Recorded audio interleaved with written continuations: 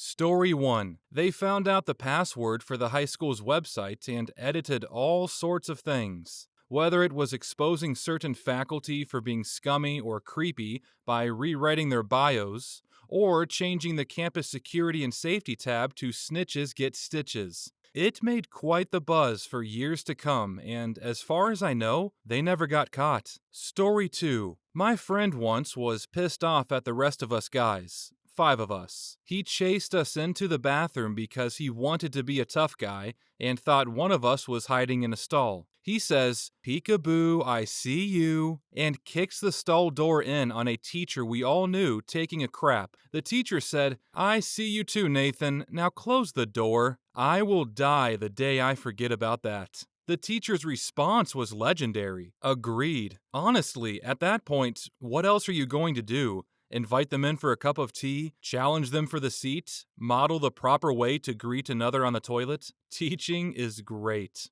Story 3. Maybe not legendary, but an interesting and funny experiment. There were 3 high schools in my hometown. 2 of them, both named after famous historical figures of said town, were in a sort of rivalry with each other. Nothing serious, but the students would casually trash talk the other school a lot, mostly in good fun. Each school had a display case with a bust of their respective historical namesakes somewhere in the building. They were just some decoration, objects that you would pass by every single day and pay little attention to. So we figured we'd test how little attention people actually paid these things. So one night, a few buddies of mine and I got together. Most of us were from my school, but we had a few inside men from the other one as well. We split up into 2 teams, got access to both buildings simultaneously, picked open the very cheap locks on the display cases, grabbed the busts, and switched them. Keep in mind, these schools were not that close to one another, and none of us had been old enough to drive at that point. So we had to carry these limestone busts through half the town. We then locked the busts into the display cases again and left. We had managed completely non-destructive entry to both schools, so nobody ever found out. It took almost an entire year for anyone to even notice. To this day, no teacher has ever found out who was responsible. But no damage was done, so they didn't try hard enough to figure it out. Story 4. This kid in my class put the school for sale on Craigslist. He provided the school's attendance office number as a point of contact because everyone hated the receptionist there. They were getting calls from interested buyers for days who wanted to buy multiple acres of property with a big swimming pool and a track. Story 5. This kid once brought a backpack full, and I mean completely full, of marbles to school. He went to the main staircase near the front, up the 3rd floor, and dumped the whole bag over the stairwell. How those marbles didn't break the glass trophy case at the bottom is beyond me, but marbles went everywhere. Surprisingly, he never got caught. He either managed to run to one of the stairwells at the end of the hall and get to the bottom before teachers had time to react, or he hid somewhere until the first bell rang. Story 6. One of my friends brought in a universal remote and tuned in to the TV in the lunch hall. This TV's original remote had long since been lost, so he had the only one. Instead of the news during lunch, he would change it to sitcoms. The teachers were pretty clueless and kept flicking through dozens of channels only for him to immediately change back. They even started turning it off. He just turned it back on again. About a month of this, and the teachers finally gave up. Nobody except our immediate friend group knew it was him doing this. But the entire school had whispers about this mystery man for ending the scourge that was the news channel. Story 7. A kid hit the fire alarm when the mayor was visiting our school. For context, we had an assembly the week before where we were specifically told not to hit the fire alarm during the mayor's visit unless there was an actual fire, as it was a common occurrence at our school to just hit the fire alarm whenever. Story 8. Teacher tries to open the door, but it does not move. Teacher says he'll ask the maintenance dudes to help open it. While he's away, the dude tries to force the door open. Instead, falls through the door as he just creates a hole. Doing so, however, opens the door. Teacher comes back without a maintenance guy. Teacher blanks for a moment, then says, "Thanks for opening the door. I'll need to know who to thank." No one answers. but only one dude has pieces of wood in his hair, so he got caught. Mess with the bull and you'll get the horns. I honestly thought that's where it was going. Story 9. It was legendarily stupid. We had mandatory swimming classes in my sophomore year of high school. Anyways, 3 days a week, the school was getting bomb threats, and all of us would have to leave class to go to the gym. The threats always happened at the same time. This went on for weeks and weeks. It turns out there was this kid who didn't want to swim and who was using a payphone down the block to call in the threats. This was 1985. He got suspended for 2 weeks and had to go take gym for summer school. He is a legend to this day, yet I can't remember his name. Story 10. A few years after I graduated, the school was preparing to take their assessment tests, which rate the schools. Many people think these tests are a waste of time, but they are important to school administrators. So the principal orders that some classes be interrupted, in order to make sure that all the kids have refreshers in some basic math and writing skills. A few kids in a U.S. History honors class were angry. They resented the interruption, as the classes were preparing them for an independent AP exam that awarded college credit. In response, they decided to intentionally sabotage the assessment tests. Our school was in an upper middle class area and regularly scored in the low 90s, the top 10%. Then, suddenly, the school suddenly scored in the mid to low 80s. Turns out that 15 to 20 students out of 300 turning in absolute zeros can impact an average score. School administrators went berserk. Stories were circulated. Students were threatened, but nothing came of it. The students never confessed. The tests were anonymous. The school rules didn't forbid poor performance. It also helped that the students were led by kids whose parents were well trained in protesting during the 1960s. Was a great scene. Story 11. In high school, 2 seniors who had been buds since forever got into a fight in the hallway in between class periods. What makes it legendary is that they first met in Taekwondo class, when they were in kindergarten. Movies just show the performative aspect of martial arts. This was just, they were doing flying kicks at each other. It was so brutal. The teachers didn't dare to break them up. They only stopped because they got tired from beating each other senseless. Story 12. It was my senior prom, and my class's valedictorian, a dude named Tyler, had vanished for a prolonged period of time. Just as people were noticing and asking if anyone had seen him, he reappears in a skin-tight Spider-Man costume on stage with the band and starts breakdancing and pelvic thrusting on stage. 2 years later, he began fighting crime, this time in a different costume. Story 13. I don't think the person who did it was ever caught, but during my junior year of high school, someone snuck in chickens. So there were a couple dozen chickens just roaming the halls, and all the teachers were panicking. For some reason, the faculty treated them like rabid dogs. There is nothing funnier than seeing literal roadblocks set up around a chicken and 4 teachers all red-faced and pulling their own hair. Story 14.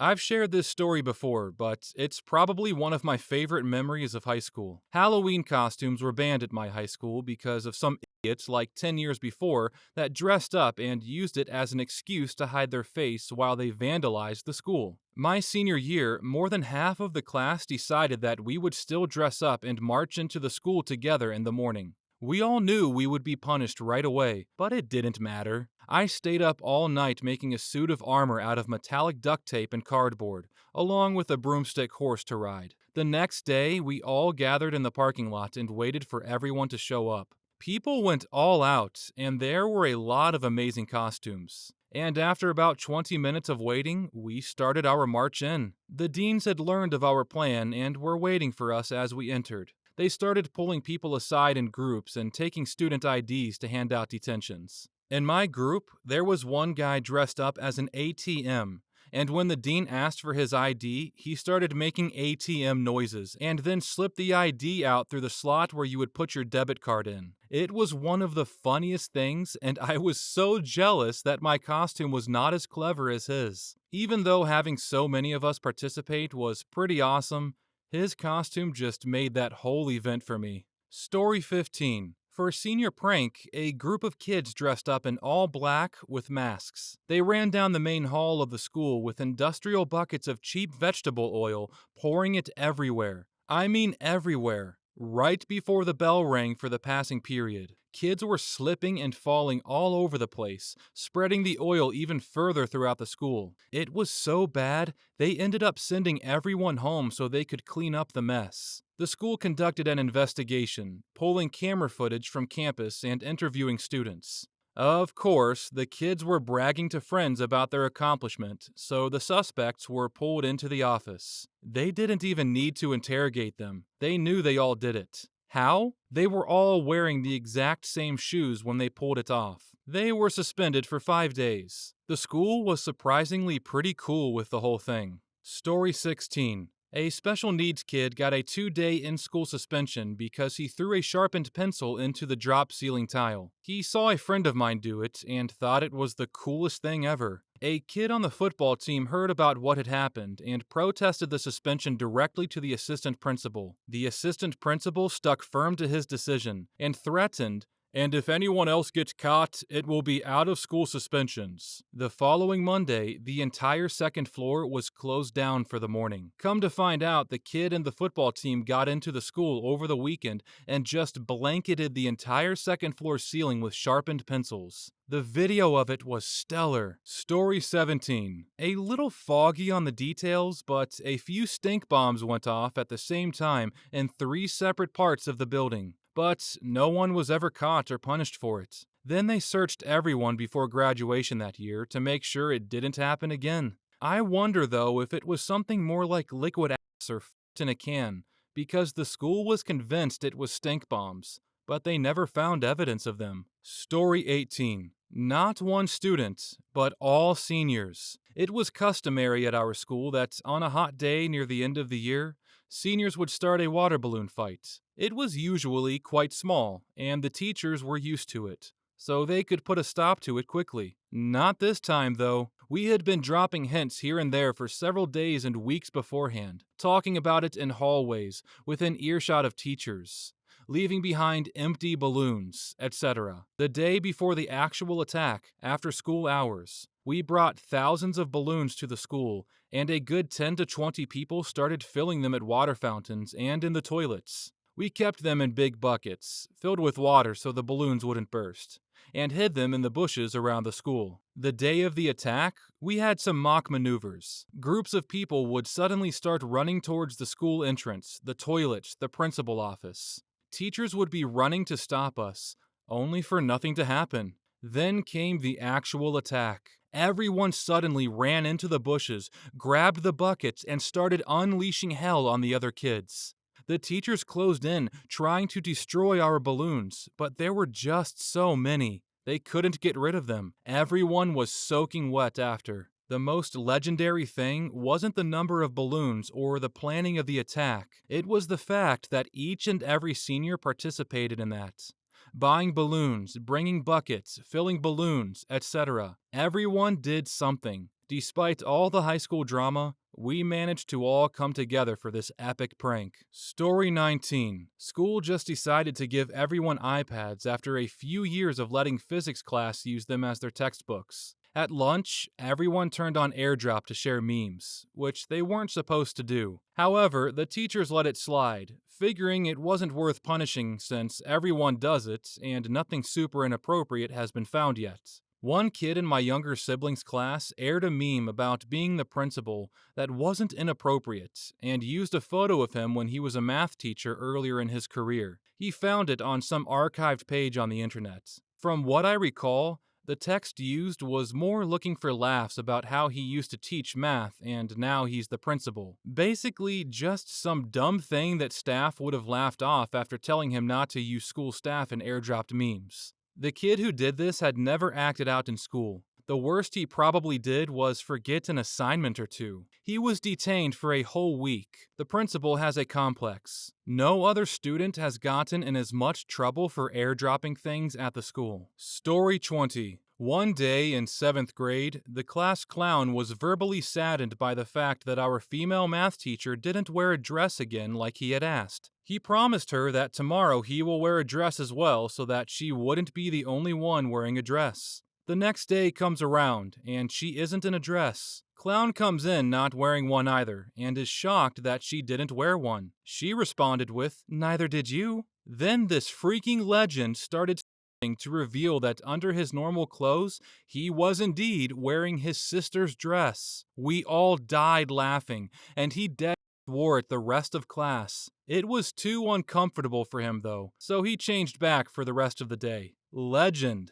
Story 21. In middle school, there was a kid in my grade that absolutely hated being at school, so he was always trying to find ways to make everyone else as miserable as him. My math teacher at the time was quite a pacifist and eventually resulted in ignoring his behavior. The student did not like that at all. So one day he brought in an electric razor and snuck up on her before class had started and everyone was walking in. All of a sudden, everyone heard a shriek, and we looked to see the student with the razor in hand and hair on the ground. He basically gave her a reverse mohawk. Lucky for her, the rest of her hair seemed to cover it to a degree. That was the last day we saw that student. He got what he wanted though. However, I believe we heard that she pressed charges on him. Story 22. I had a buddy that was known for knocking out more than one father-son combo during after-school fights. One where the parents ran up to break it up. He turned around and clocked the dad. Another when he was fighting near Main Street bus stop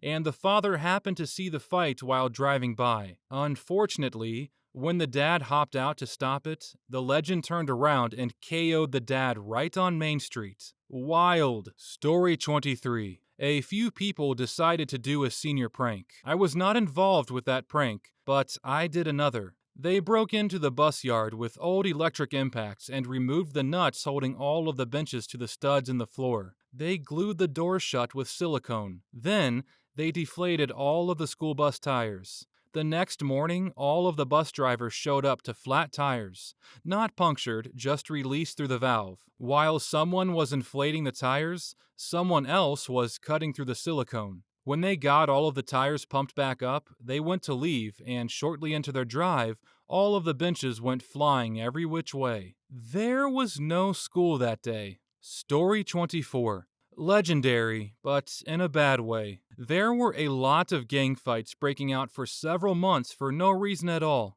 Like, there was peace between the gangs, then suddenly, everyone was at each other's throats. The last fight that finally brought an end to it was when a teacher was pinning one of the kids to the ground, and the other kid came running up and kicked him in the face like a football. The whole school went silent for 5 minutes, just trying to process what happened. Story 25. A student got into an inflatable Tyrannosaurus Rex costume on Halloween and ran around campus during lunch hour, pestering and laughing with the students and posing for pictures with the lunch ladies, teachers, and the principal. He did it every year from freshman to junior year, because of the pandemic, of course. Note: the student was me. I was the weird kid. Story 26. Last days of school before the exams, and a guy drove his bike in the school, pulling off some wheelies and finally doing a burnout indoors, which filled the hall with smoke and caused permanent damage to the marble floor. Shortly after that, in the middle of the exam period, a friend and I found where the main power switch for the entire school was. And of course, we had to switch it off. Alarms started going off. Everybody freaked out. The generator failed to start. And generally, it was a very bad day for the teachers trying to figure out what happened. I don't know what was more stupid, the guy with the bike or us. For anyone wondering, I attended a technical vocational school. You can see all kinds of stupid pranks pulled off there. Story 27. We had a casual friend, Marissa, who made pot-laced brownies for some high school bake sale in 2007. The principal, Mr. Camiloto to us, we were very mature, as well as a bunch of the other faculty ate some and experienced side effects. She was eventually found out and expelled from school. Another classic moment was when, in a different class, everyone was being rowdy, so the teacher yelled, Everyone quiet down. What do I look like, a zookeeper? A kid named Alex yelled back, "No, but you smell like one." Everyone laughed, and he got sent out of class. To this day, I still use that comeback.